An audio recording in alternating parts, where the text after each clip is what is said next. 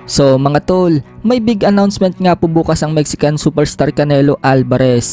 Pero wala pa nga pong announcement mga tol. Samot-sari na ang lumalabas na iba't ibang balita. Sa post nga po ng boxing expert na si Rick Galser, sinabi nito na aalis na daw si Canelo Alvarez sa PBC.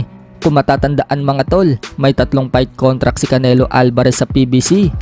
Kaya daw aalis ito mga tol dahil hindi na daw kayang bayaran si Canelo Alvarez ng PBC. At sa halip na si Jermar Charlo ng PBC ang makakalaban ni Canelo, baka si Jaime Munguia na daw ang makalaban nito na bata ng Golden Boy Promotion. May nagbalita naman mga tol na ang announcement umano ni Canelo Alvarez bukas ay magre-retiro na daw ito sa pagbaboxing sa edad na 33. Ayon naman po dito sa post ng Boxing Pro, matutuloy na daw ang laban ng Canelo Alvarez versus Terence Crawford para sa mega fight. Naglabas naman ng balita ang Bible of Boxing. Natuloy pa din daw ang Canelo Alvarez versus Jermar Charlo sa May 4 sa Las Vegas.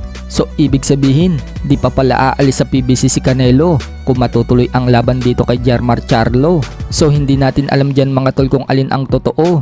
Bukas, malalaman naman natin kung ano ba talaga ang tunay. Sa kabilang banda naman mga tol, pumasyal nga po si Boss Toyo ng Pawn Star sa mansyon ni Manny Pacquiao.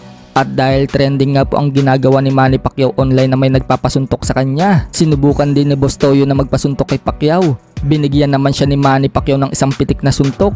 Napaaray si Boss Toyo sa sakit at napasabi na lang na parang may ground daw ang suntok ni Pacquiao.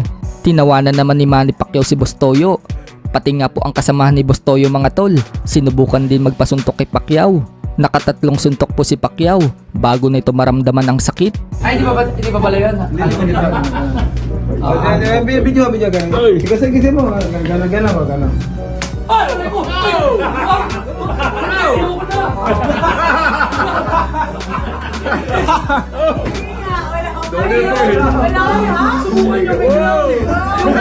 Bukod dyan, nakipagsabayan din si Boss Toyo sa training na isinagawa ni Manny Pacquiao.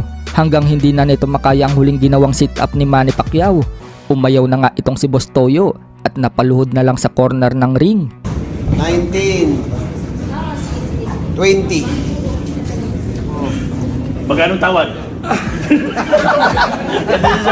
Yun sa portsar eh. Buta ka! Buta sa kamalina! Sa kabilang dako naman mga tol, alam na nga po ng karamihan na kinall out ni WBO Junior Welterweight World Champion Teofimo Lopez si Terence Crawford.